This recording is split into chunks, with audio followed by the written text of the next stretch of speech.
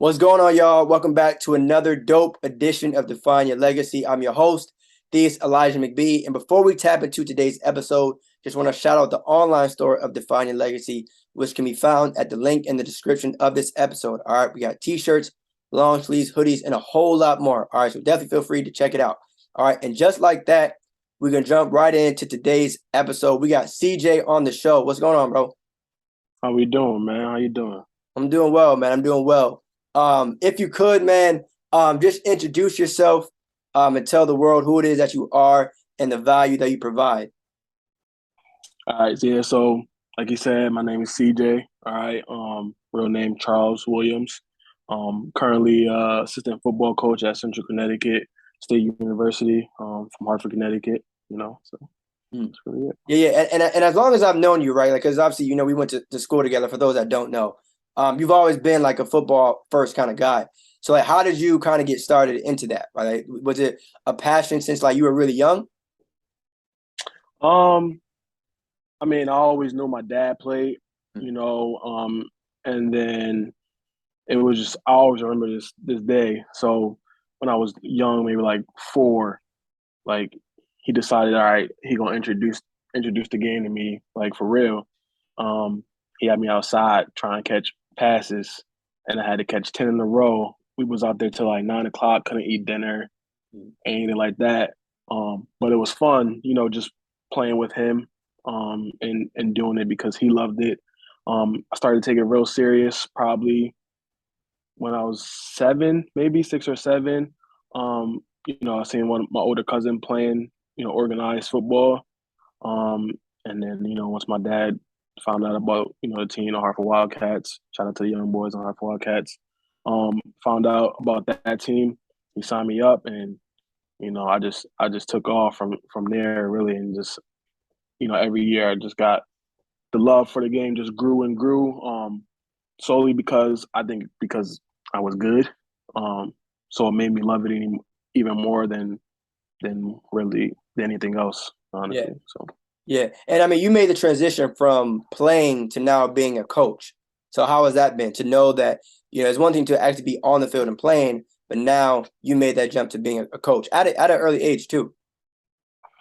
um the transition was hard at first. You know, I you know me, growing up, going to school together, I used to tell y'all guys I was going to the league, and that was when we didn't even have a football team at classical, and I was telling y'all like I'm going to the NFL and I'm hooping 24/7 with all y'all Mm. talking about the NFL, so my last year of college, had a pretty good year, individually and as a team.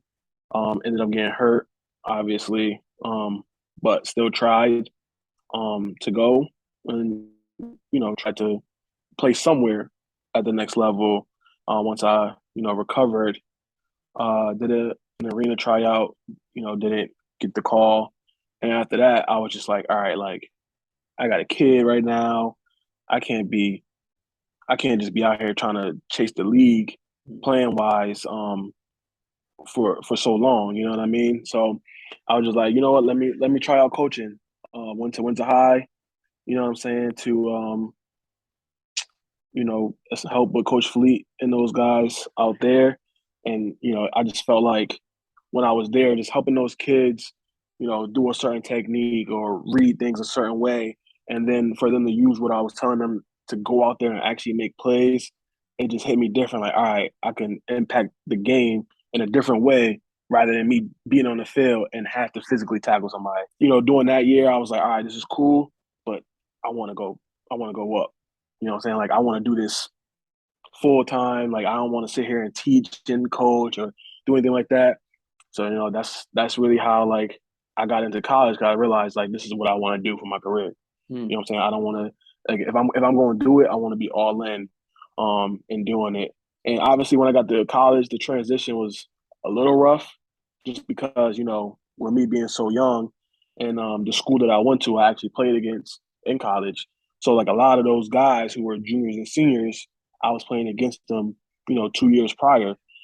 So just seeing them and knowing that, like in my head, I'm like, yo, like I can still probably go out there and do something like, and then like just watching them do certain things. Like I had always had that itch, especially like the first couple games. It was just like, man, I wish I was playing rather than sitting here telling somebody what to do. And then sometimes they don't do it, and sometimes they do it. Like, damn, like I wish I could just go out there and do it myself. You know what I mean? So it was tough at first, but then after a while, like I kind of got over it, and so. Yeah. What would you say has been the difference between high school and college, coaching wise?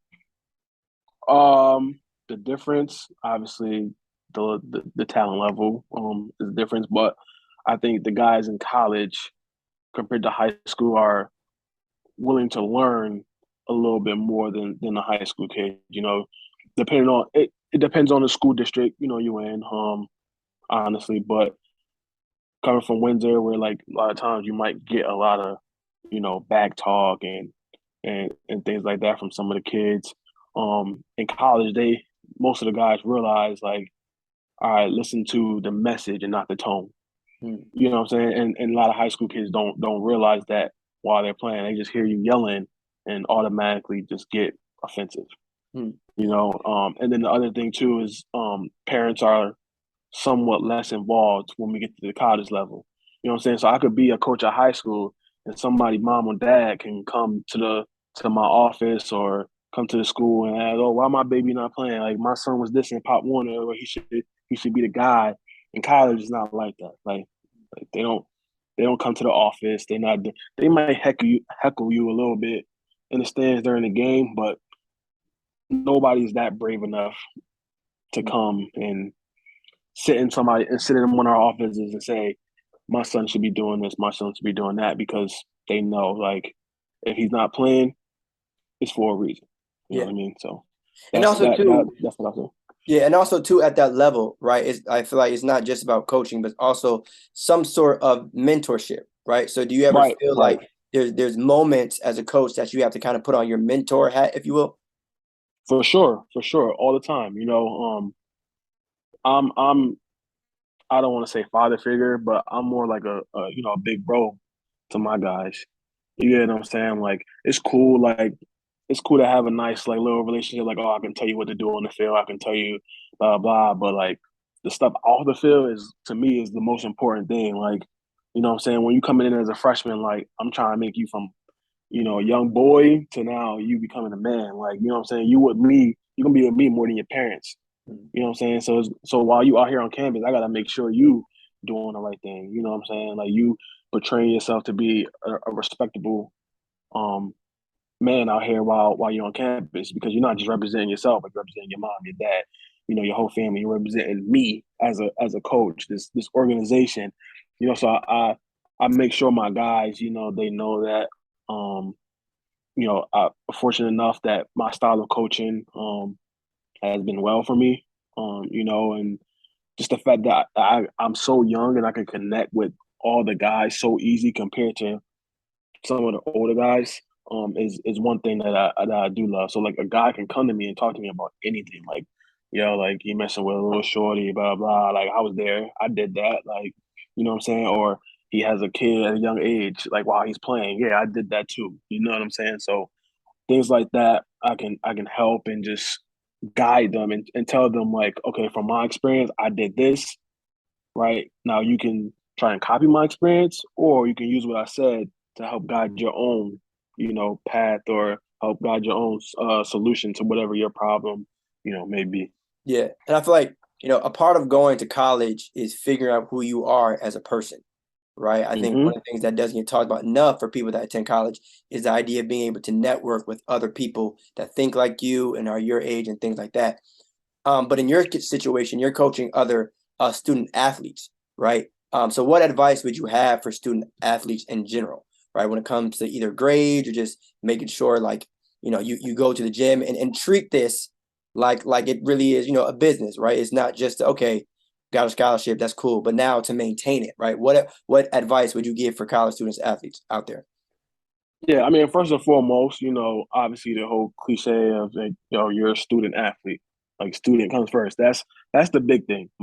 And then on top of that, I would say treat this like you're a pro athlete.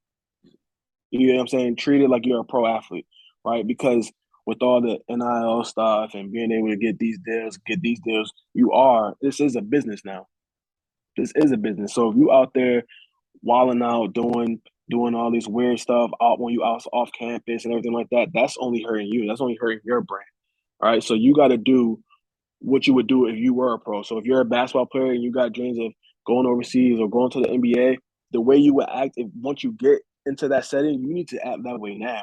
You know what I'm saying? Don't wait until you get that call or wait until you get in that situation.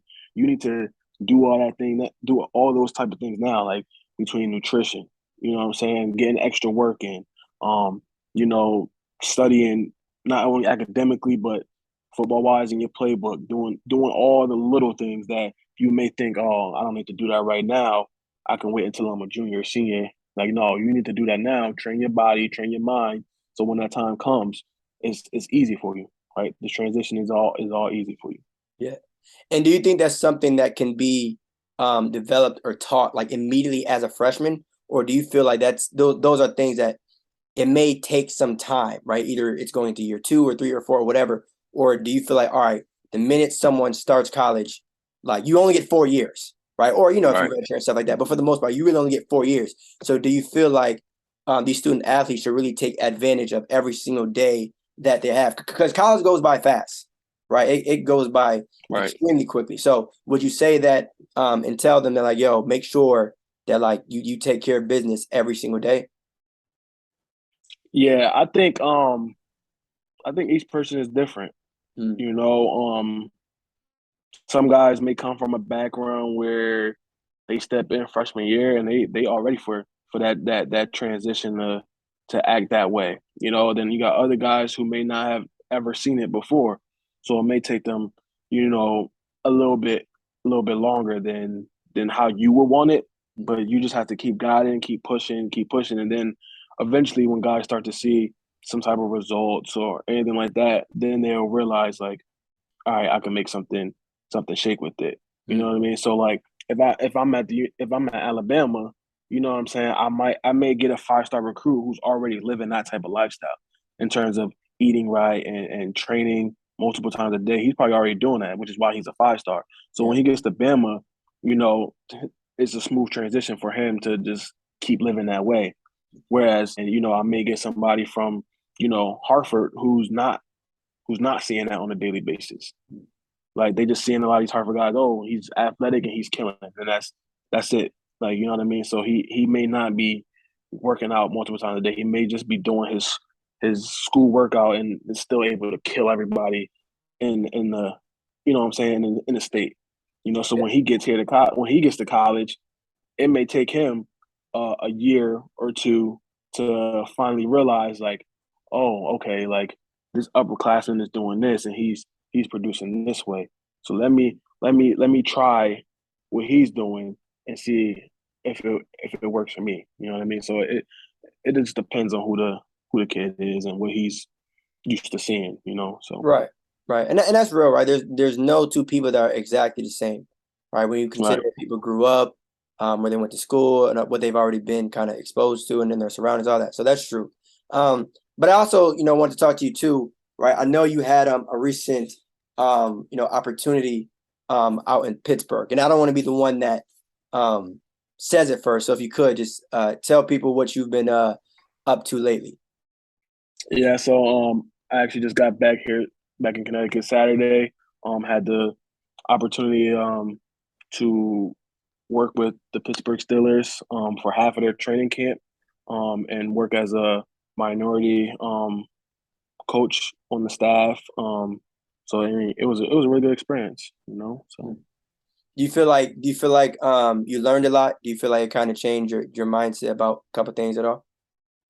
um, I definitely learned a lot.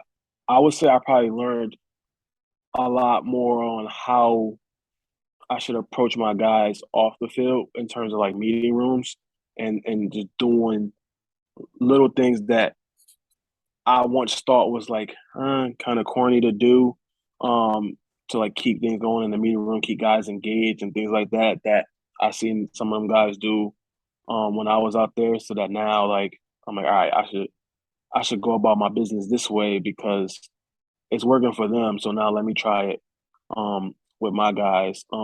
Obviously on the field, I learned a ton. Just having an opportunity to work with probably the best edge rusher in the NFL and TJ Watt, be around him so much, be around a great coach in like Brian Flores or like the DCTA and Coach Dunbar, who was coaching at LSU and the Nick Saban and Alabama under Nick Saban, guys like that who are like top notch guys, and obviously Mike Tomlin, but like those are top notch guys, and I had the opportunity to just sit there on the field and see how they maneuver, coaching, the elite, what I'm saying, the elite guys, or seeing how they interacted with the elite guys, and I feel like all of that just helped me take my game to the Yeah. next level. Too, let me ask you this. How important do you feel it is for you as a coach to be an example for the players that may play under you, right? And I ask that because I feel like a lot of things that or a big part of being like an athlete is watching film, right? And understand that you can always learn more, right? And in your situation, you could have easily just, been comfortable and just enjoy the way your life is now, but you took the next step to, do this, right? And so now for players that may be playing under you, they see that and now they may think, okay, iron sharpens iron. I got to continue to improve on my game, right? So how important is it for you to actually be an example, not just a teacher and a coach and a mentor, but an actual example?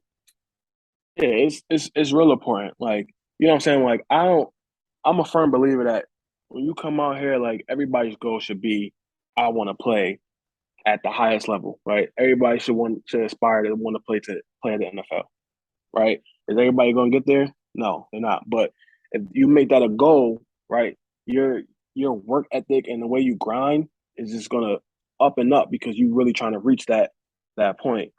So for me getting this, I just want to show my players that like, yeah, I'm not complacent being where I'm at right now, or like Mike Tomlin says all the time when his team is, you're not seeking comfort, right? I'm not seeking comfort saying that this is the level I want to be at all the time. Like, no, I want to be at the highest level I could possibly get to when it comes to this coaching thing. So when the guys see that, I'm hoping that they're thinking the same thing, like, oh, Coach Will out here, making moves, trying to get to the NFL. Like, I gotta start making moves and I gotta grind that same way to get to that level. Or Coach Will out here doing these internships, going to these clinics, always trying to learn new techniques, learn this, learn that.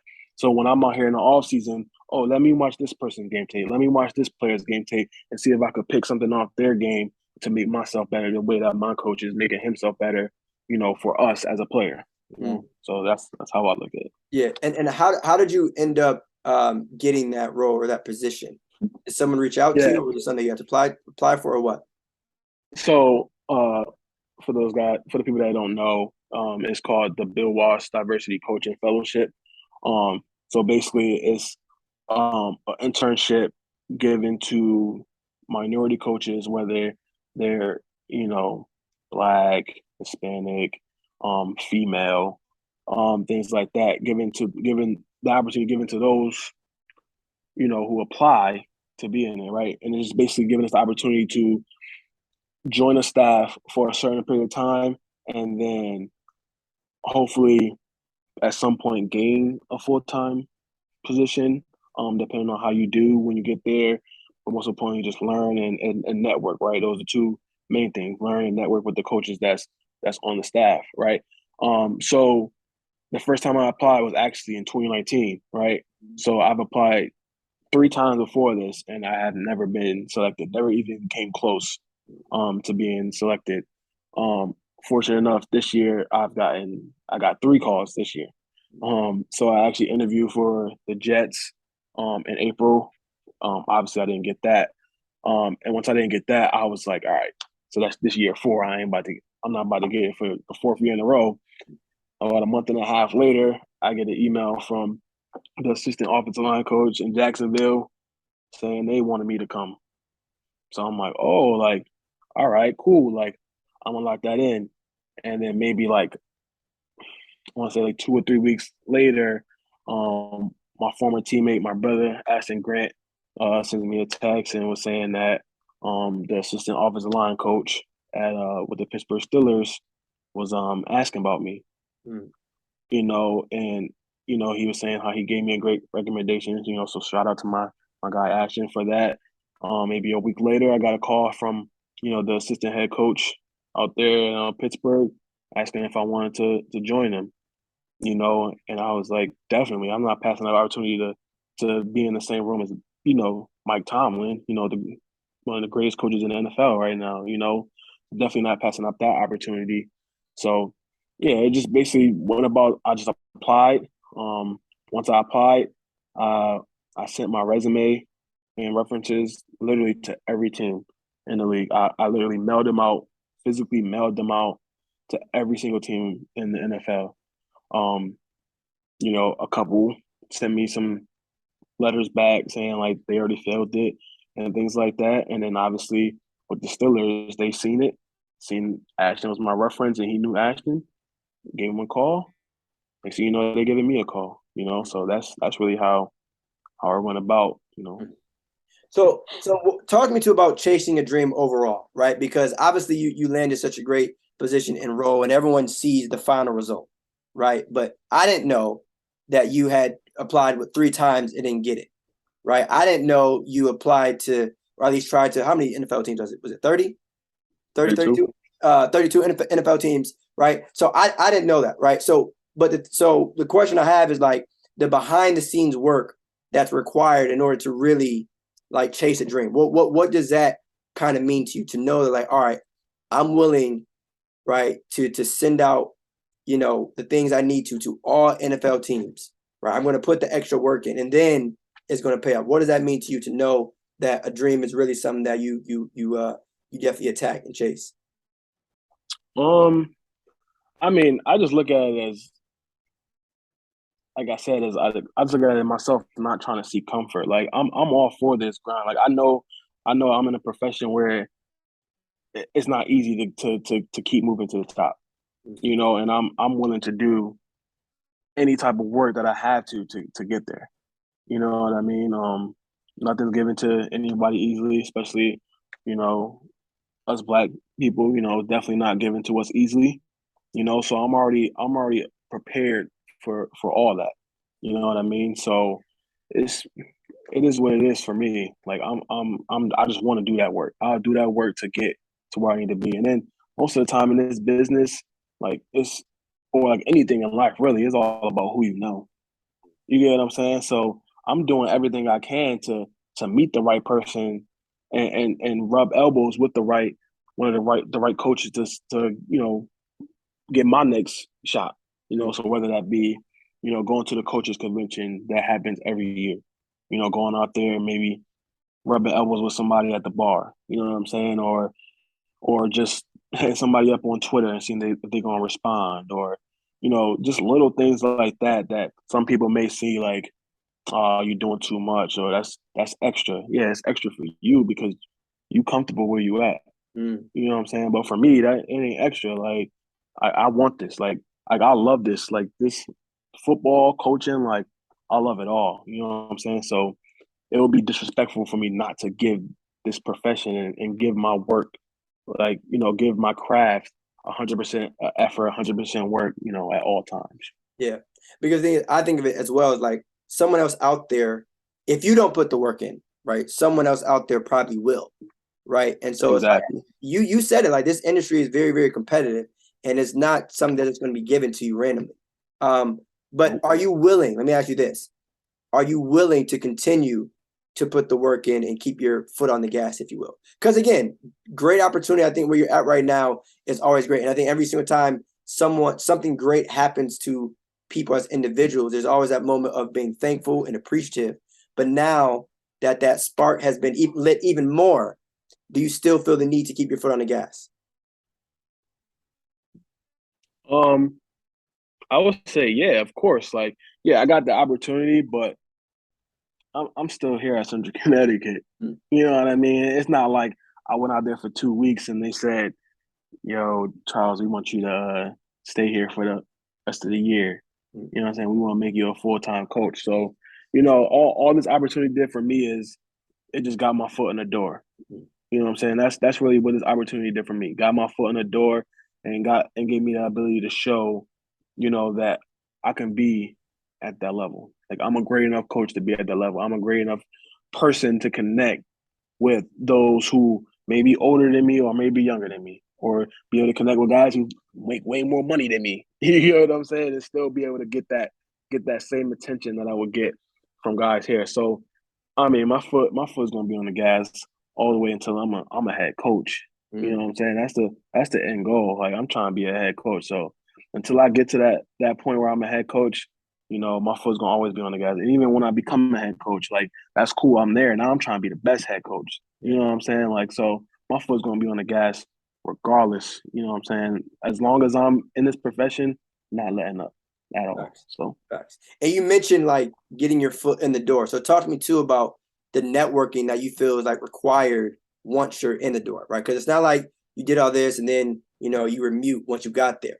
Talk to me too about how important it is to actually talk to people and get contact information or to stay in the loop with some of the stuff. You know what I mean? yeah, I think that's really important. A lot of guys get numbers and somebody will say, "Oh, stay in contact." And I know my first year coaching, I've met quite a bit of Division I coaches, and they all say, "Oh, can you just stay in contact with me? Stay in contact with me." And I'll just be like, "What does that even mean? Like, like, how am I supposed to stay in contact with you? Am I just texting you every day? Like, what am I doing? Like, you know what I'm saying?" I just realized, like, yeah, I don't gotta hit this guy up on a daily basis, but I at least gotta touch base with him every once in a while, whether it be a Merry Christmas or Happy Thanksgiving, or if I see it's his birthday, Happy Birthday, like anything like that, just to like keep my name fresh in his phone, in that person's phone, And then obviously when I got out there, I thought the main goal for me was just to not go in there and act like I didn't know anything. Mm. Like I know ball, I know how to do all this. So when I get there, just be me. Like just do what I do. You get what I'm saying? And if it's wrong, they'll help me get it corrected. Right? A lot of times it's probably not gonna be wrong because you already know what you're doing. You know what I'm saying? You just gotta be confident and just flow with it, honestly. So when I got there, you know, no, I wasn't quiet. Our first dinner, I'm walking around the dinner, shaking hands, introducing myself. It also made it easier that like quite a bit of people on the staff like knew somebody I already knew. So, like my cousin is a assistant D line coach for the Panthers, so like he knew a couple people on the staff.